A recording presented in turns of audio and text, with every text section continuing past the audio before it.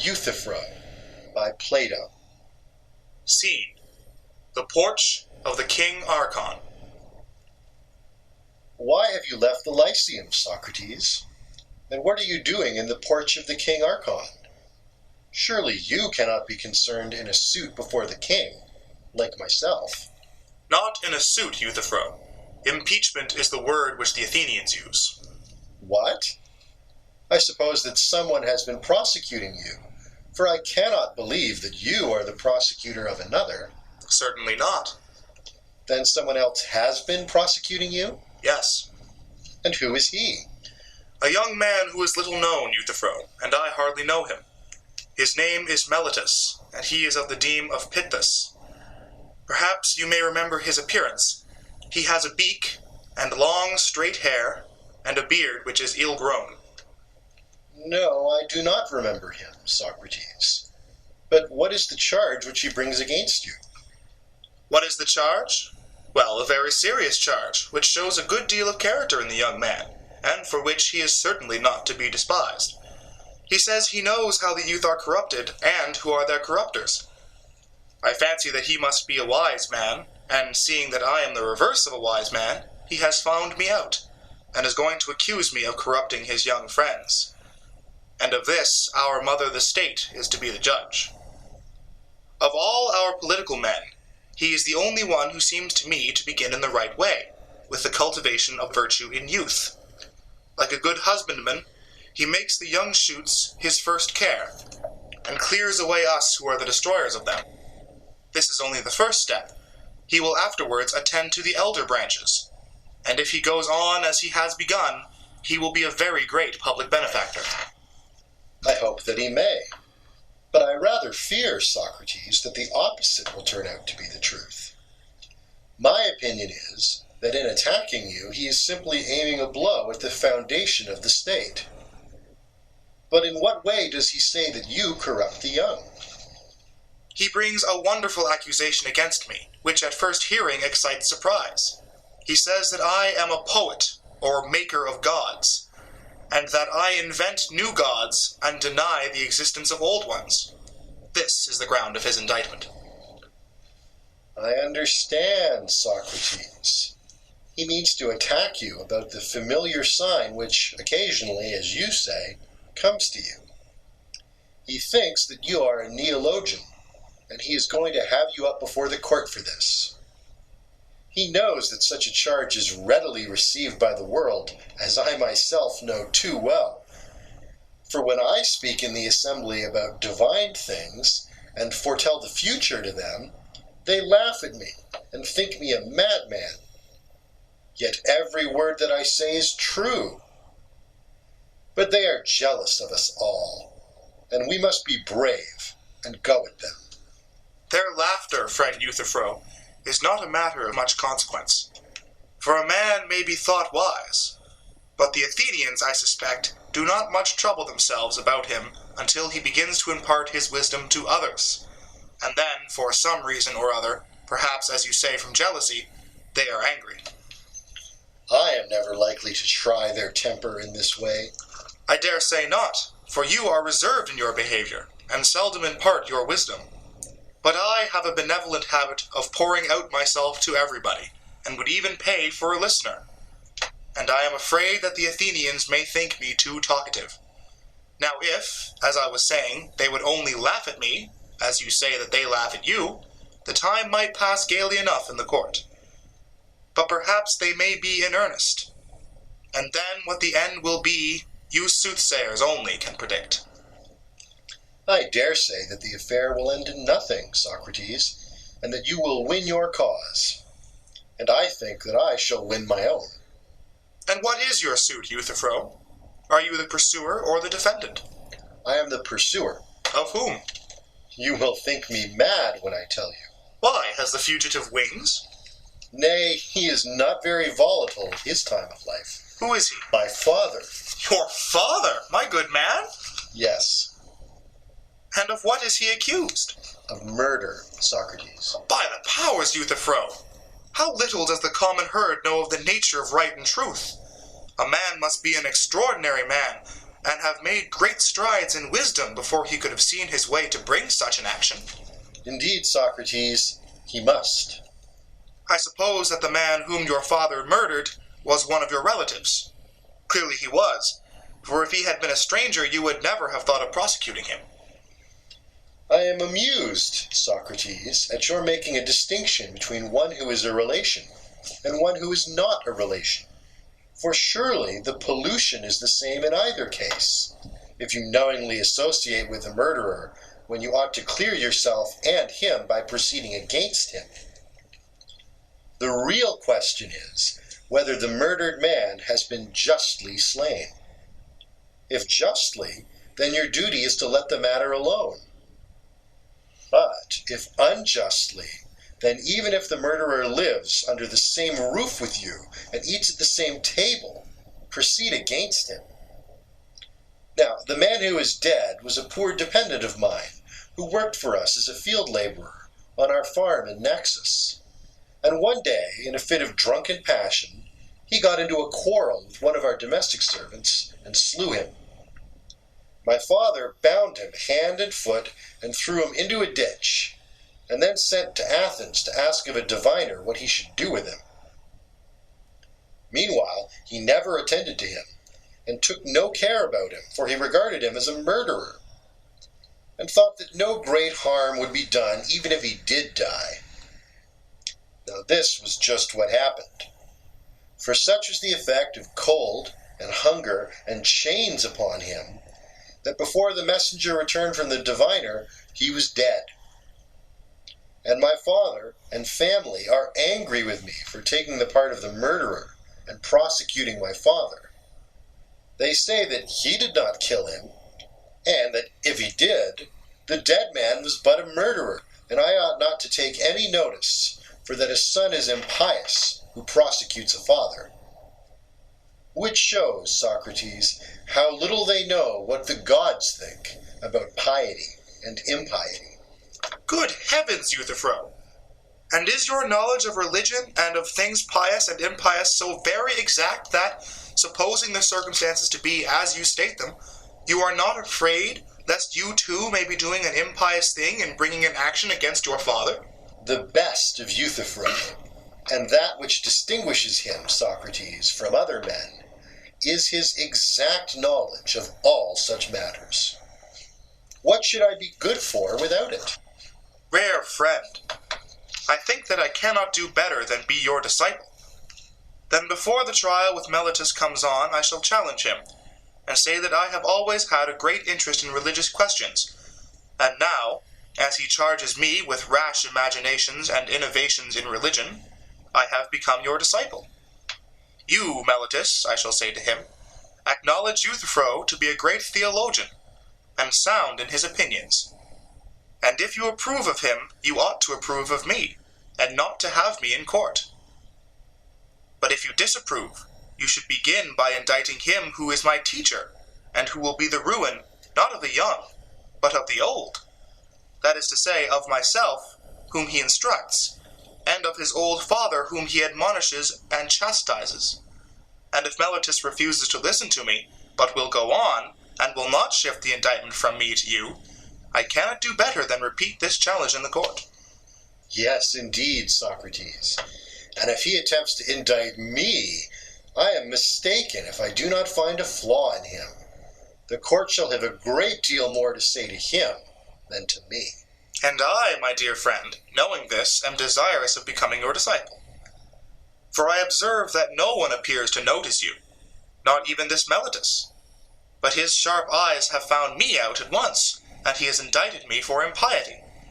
And therefore, I adjure you to tell me the nature of piety and impiety, which you said you know so well, and of murder, and of other offenses against the gods. What are they? Is not piety in every action always the same? And impiety again, is it not always the opposite of piety, and also the same with itself, having as impiety one notion which includes whatever is impious? To be sure, Socrates. And what is piety, and what is impiety? Piety is doing as I am doing. That is to say, prosecuting anyone who is guilty of murder, sacrilege, or of any similar crime, whether he be your father or mother, or whoever he may be. That makes no difference. And not to prosecute them is impiety. And please to consider, Socrates, what a notable proof I will give you of the truth of my words, a proof which I have already given to others. Of the principle, I mean, that the impious, whoever he may be, ought not to go unpunished. For do not men regard Zeus as the best and most righteous of the gods? And yet they admit that he bound his father, Cronos, because he wickedly devoured his sons, and that he too had punished his own father, Uranus, for a similar reason, in a nameless manner. And yet, when I proceed against my father, they are angry with me. So inconsistent are they in their way of talking when the gods are concerned, and when I am concerned. May not this be the reason, Euthyphro, why I am charged with impiety? That I cannot away with these stories about the gods? And therefore I suppose that people think me wrong. But as you, who are well informed about them, approve of them, I cannot do better than assent to your superior wisdom. What else can I say, confessing as I do, that I know nothing about them? Tell me, for the love of Zeus, whether you really believe they are true. Yes, Socrates, and things more wonderful still, of which the world is in ignorance. And do you really believe that the gods fought with one another, and had dire quarrels, battles, and the like, as the poets say, and as you may see represented in the works of great artists?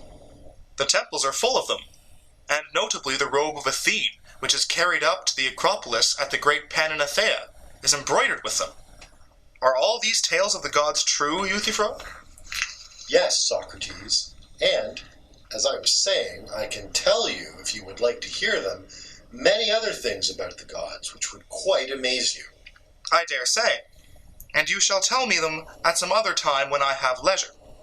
But just at present I would rather hear from you a more precise answer, which you have not as yet given, my friend, to the question, what is piety?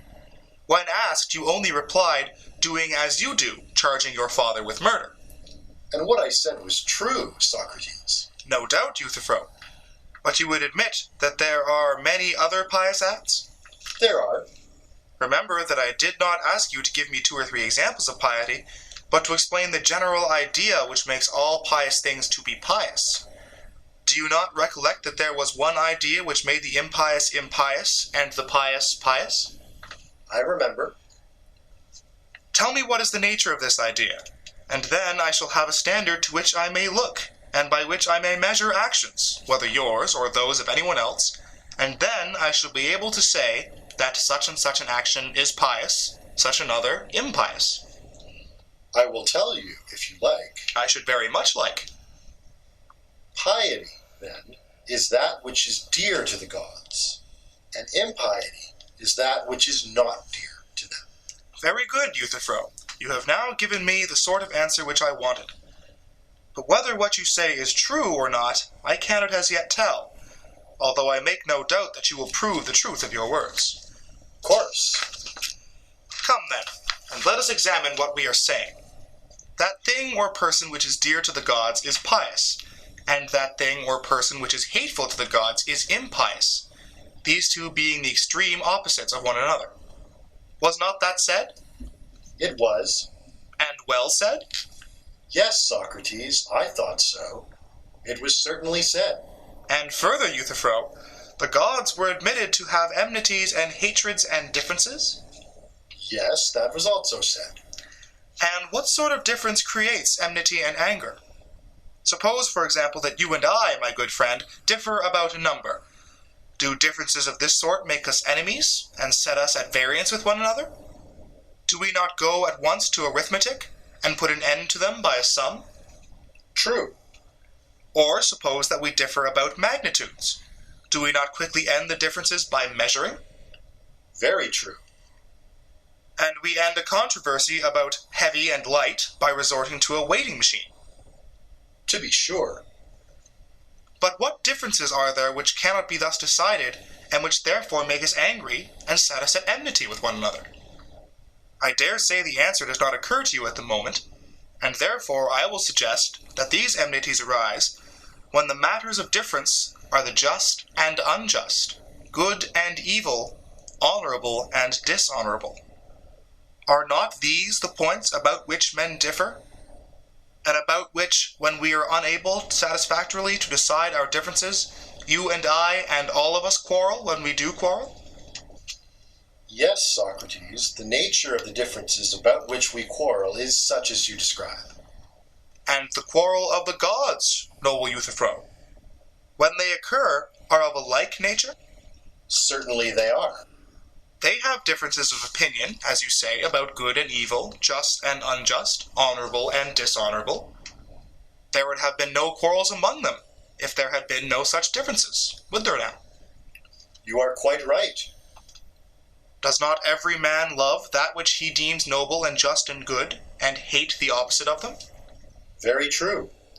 But as you say, people regard the same things, some as just, others as unjust. About these they dispute, and so there arise wars and fightings among them. Very true. And the same things are hated by the gods and loved by the gods, and are both hateful and dear to them? True. And upon this view, the same things, Euthyphro, will be pious and also impious? So I should suppose. Then, my friend, I remark with surprise that you have not answered the question which I asked. For I certainly did not ask you to tell me what action is both pious and impious. But now it would seem that what is loved by the gods is also hated by them. And therefore, Euthyphro, in thus chastising your father, you may very likely be doing what is agreeable to Zeus, but disagreeable to Cronos or Uranus, and what is acceptable to Hephaestus, but unacceptable to Hera. And there may be other gods who have similar differences of opinion. But I believe, Socrates, that all the gods would be agreed as to the propriety of punishing a murderer. There would be no difference of opinion about that. Well, but speaking of men, Euthyphro, did you ever hear anyone arguing that a murderer or any sort of evildoer ought to be let off?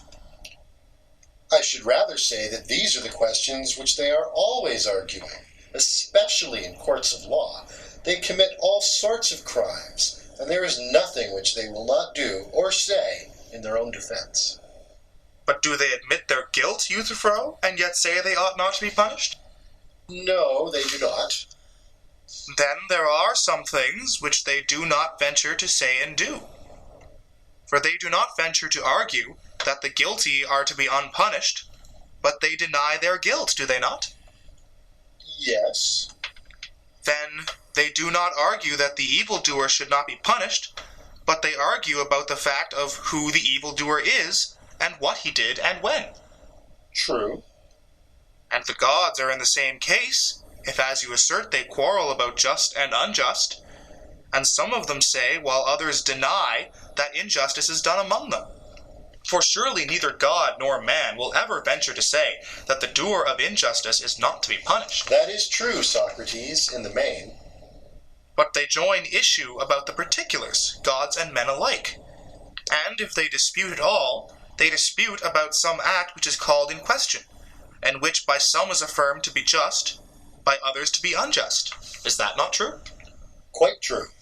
Well then, my dear friend Euthyphro, do tell me, for my better instruction and information, what proof have you that in the opinion of all the gods, a servant who is guilty of murder and is put in chains by the master of the dead man, and dies because he is put in chains, before he who has bound him can learn from the interpreters of the gods what he ought to do with him, dies unjustly, and that on behalf of such a one a son ought to proceed against his father and accuse him of murder? How would you show that all the gods absolutely agree in approving of this act? Prove to me that they do, and I will applaud your wisdom as long as I live. It will be a difficult task, but I could make the matter very clear indeed to you. I understand. You mean to say that I am not so quick of apprehension as the judges, For to them you will be sure to prove that the act is unjust and hateful to the gods. Yes, indeed, Socrates. At least, if they will listen to me. But they will be sure to listen if they find that you are a good speaker. There was a notion that came into my mind while you were speaking. I said to myself, well, and what if Euthyphro does prove to me that all the gods regarded the death of the serf as unjust? How do I know anything more of the nature of piety and impiety? For granting that this action may be hateful to the gods, still piety and impiety are not adequately defined by these distinctions, for that which is hateful to the gods has been shown to be also pleasing and dear to them. And therefore, Euthyphro, I do not ask you to prove this. I will suppose, if you like, that all the gods condemn and abominate such an action. But I will amend the definition so far as to say that what all the gods hate is impious, and what they love is pious or holy. And what some of them love and others hate is both or neither. Shall this be our definition of piety and impiety? Why not, Socrates? Why not? Certainly, as far as I am concerned, Euthyphro, there is no reason why not. But whether this admission will greatly assist you in the task of instructing me as you promised is a matter for you to consider. Yes, I should say that what all the gods love is pious and holy, and the opposite, which they all hate, impious. Ought we to inquire into the truth of this, Euthyphro, or simply to accept the mere statement on our own authority and that of others? What do you say? We should inquire, and I believe that the statement will stand the test of inquiry. We shall know better, my good friend, in a little while. The point which I should first wish to understand is whether the pious or holy is beloved by the gods because it is holy, or holy because it is beloved of the gods. I do not understand your meaning, Socrates. I will endeavor to explain. We speak of carrying and we speak of being carried, of leading and being led, seeing and being seen. You know that in all such cases there is a difference, and you know also in what the difference lies? I think that I understand. And is not that which is beloved distinct from that which loves? Certainly. Well, and now tell me, is that which is carried in the state of carrying because it is carried, or for some other reason? No, that is the reason. And the same is true of what is led, and of what is seen? True. And a thing is not seen because it is visible, but conversely, visible because it is seen.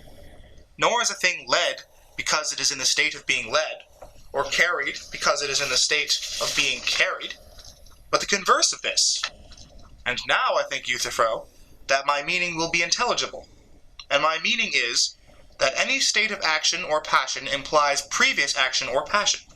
It does not become because it is becoming, but it is in a state of becoming because it becomes. Neither does it suffer because it is in a state of suffering, but it is in a state of suffering because it suffers. Do you not agree? Yes. Is not that which is loved in some state either of becoming or suffering? Yes. And the same holds as in the previous instances. The state of being loved follows the act of being loved, not the act state. Certainly. And what do you say of piety, Euthyphro? Is not piety, according to your definition, loved by all the gods? Yes. Because it is pious or holy, or for some other reason? No, that is the reason. It is loved because it is holy, not holy because it is loved. Yes. And that which is dear to the gods is loved by them, and is in a state to be loved of them because it is loved of them. Certainly. Then that which is dear to the gods, Euthyphro, is not holy, nor is that which is holy loved of God, as you affirm.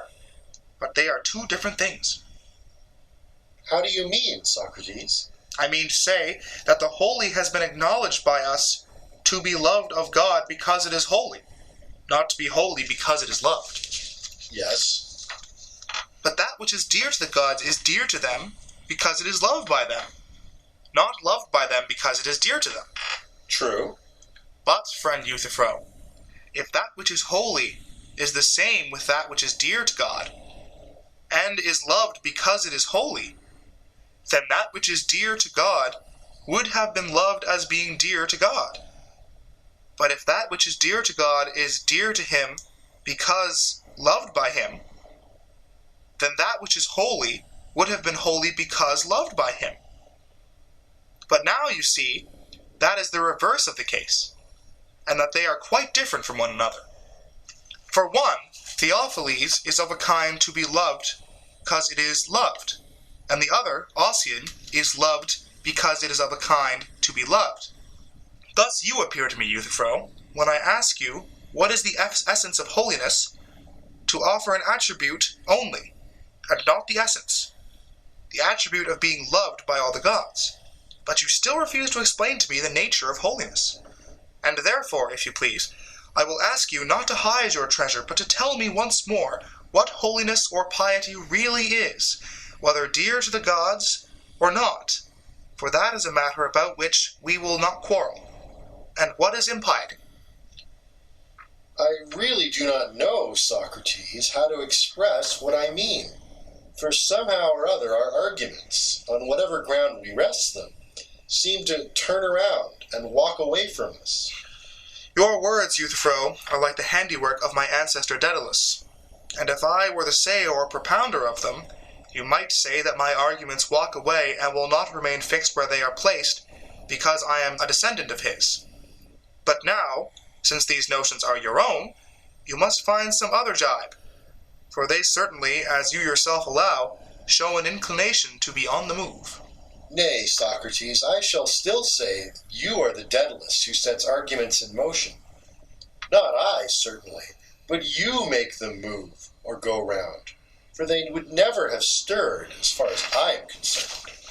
Then I must be a greater than Daedalus, for whereas he only made his own inventions to move, I move those of other people as well. And the beauty of it is that I would rather not. For I would give the wisdom of Daedalus and the wealth of Tantalus to be able to detain them and keep them fixed. But enough of this. As I perceive that you are lazy, I will myself endeavor to show you how you might instruct me in the nature of piety. And I hope that you will not grudge your labor. Tell me then, is not that which is pious necessarily just? Yes. And is then all which is just pious? Or is that which is pious all just, but that which is just only in part and not all pious? I do not understand you, Socrates. And yet I know that you are a much wiser man than I am, as you are younger. But as I was saying, revered friend, the abundance of your wisdom makes you lazy. Please to exert yourself, for there is no real difficulty in understanding me. What I mean I may explain by an illustration of what I do not mean. The poet Stasinus sings, "Of Zeus, the author and creator of all these things, you will not tell. For where there is fear, there is also reverence." Now I disagree with this poet. Shall I tell you in what respect? By all means. I should not say that where there is fear, there is also reverence. For I am sure that many persons fear poverty and disease, and the like evils, but I do not perceive that they reverence the objects of their fear. Very true. But where reverence is, there is fear. For he who has a feeling of reverence and shame about the commission of any action fears and is afraid of an ill reputation. No doubt. Then we are wrong in saying that where there is fear, there is also reverence. And we should say, where there is reverence, there is also fear. But there is not always reverence where there is fear, for fear is a more extended notion, and reverence is a part of fear, just as the odd is a part of a number, and number is a more extended notion than the odd. I suppose that you follow me now? Quite well. That was the sort of question which I meant to raise when I asked whether the just is always the pious, or the pious always the just, and whether there may not be justice where there is not piety, for justice is the more extended notion of which piety is only a part. Do you dissent? No, I think that you are quite right. Then, if piety is a part of justice, I suppose that we should inquire what part?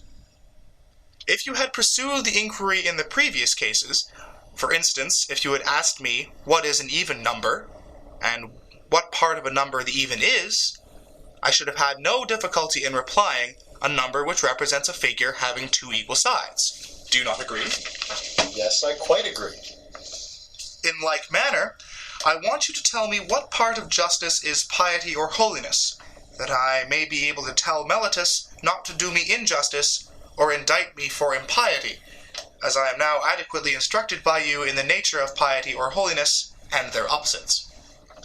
Piety, or holiness, Socrates, appears to me to be that part of justice which attends to the gods, as there is the other part of justice which attends to men.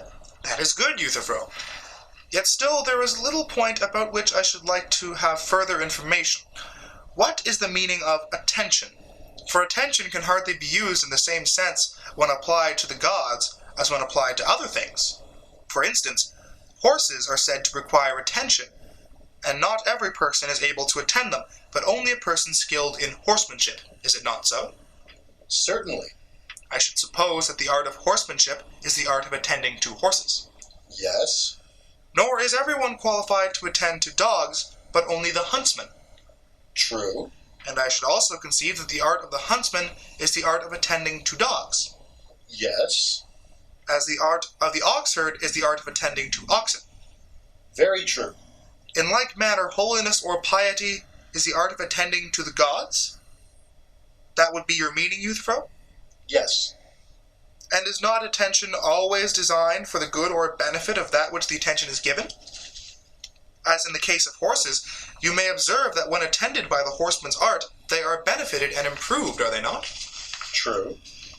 As the dogs are benefited by the huntsman's art, and the oxen by the art of the oxherds, and all other things are tended or attended for their good and not for their hurt? Certainly not for their hurt. But for their good. Of course. And does piety or holiness, which has been defined to be the art of attending to the gods, benefit or improve them? Would you say that when you do a holy act, you make any of the gods better?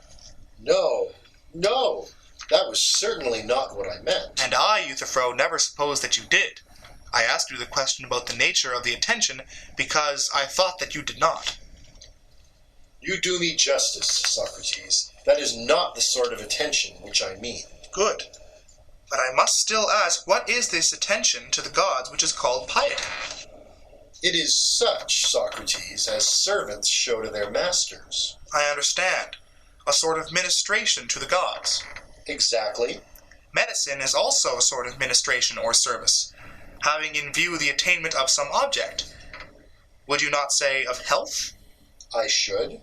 Again, there is an art which ministers to the shipbuilder with a view to his attainment of some result? Yes, Socrates, with a view to the building of a ship. As there is an art which ministers to the house builder with a view to building a house. Yes. And now tell me, my good friend, about the art which ministers to the gods. What work does that help to accomplish? For you must surely know if, as you say, you are of all men living the one who is best instructed in religion. And I speak the truth, Socrates. Then tell me, tell me, what is that fair work which the gods do by the help of our ministrations? Many and fair, Socrates, are the works which they do. Why, my friend, and so are those of a general. But the chief of them is easily told. Would you not say that victory in war is the chief of them? Certainly. Many and fair, too, are the works of the husbandman, if I'm not mistaken. But his chief work is the production of food from the earth. Exactly. And of the many and fair things done by the gods, which is the chief or principal one? I have told you already, Socrates, that to learn all these things accurately will be very tiresome. Let me simply say that piety, or holiness, is learning how to please the gods in word and deed by prayers and sacrifices. Such piety is the salvation of families and states, just as the impious, which is unpleasing to the gods, is their ruin and destruction. I think that you could have answered in much fewer words the chief question which I asked, Euthyphro, if you had chosen. But I see plainly that you are not disposed to instruct me. Clearly not. Why else, when we reached the point, did you turn aside? Had you only answered me, I should have truly learned of you by this time the nature of piety. Now, as the asker of a question is necessarily dependent on the answerer, whither he leads I must follow, and can only ask again, what is the pious, and what is piety? Do you mean that they are a sort of science of praying and sacrificing? Yes, I do. And sacrificing is giving to the gods, and prayer is asking of the gods. Yes, Socrates. Upon this view, then, piety is a science of asking and giving. You understand me capitally, Socrates. Yes, my friend. The reason is that I am a votary of your science, and give my mind to it, and therefore nothing which you say will be thrown away upon me. Please then to tell me, what is the nature of this service to the gods? Do you mean that we prefer requests and give gifts to them? Yes, I do. Is not the right way of asking to ask of them what we want? Certainly. And the right way of giving is to give them in return what they want of us. There would be no meaning in an art which gives to anyone that which he does not want. Very true, Socrates. Then piety, Euthyphro, is an art which gods and men have of doing business with one another. That is an expression which you may use if you like. But I have no particular liking for anything but the truth. I wish, however, that you would tell me what benefit accrues to the gods from our gifts. There is no doubt about what they give to us, for there is no good thing which they do not give. But how we can give any good thing to them in return is far from being equally clear. If they give everything, and we give nothing, that must be an affair of business in which we have very greatly the advantage of them. Do you imagine, Socrates, that any benefit accrues to the gods from our gifts? But if not, Euthyphro, what is the meaning of gifts which are conferred by us upon the gods? What else but tributes of honor? And, as I was just now saying, what pleases them? Piety, then, is pleasing to the gods, but not beneficial or dear to them? I should say that nothing could be dearer. Then once more the assertion is repeated that piety is dear to the gods. Certainly. And when you say this, can you wonder at your words not standing firm but walking away? Will you accuse me of being the Daedalus who makes them walk away, not perceiving that there is another and far greater artist than Daedalus who makes them go round in a circle, and he is yourself? For the argument, as you will perceive, comes round to the same point. Were we not saying that the holy or pious was not the same with that which is loved of the gods? Have you forgotten? I quite remember. And are you not saying that what is loved of the gods is holy? And is not this the same as what is dear to them? Do you see? True. Then either we were wrong in our former assertion, or, if we were right then, we are wrong now. One of the two must be true. Then we must begin again and ask, what is piety?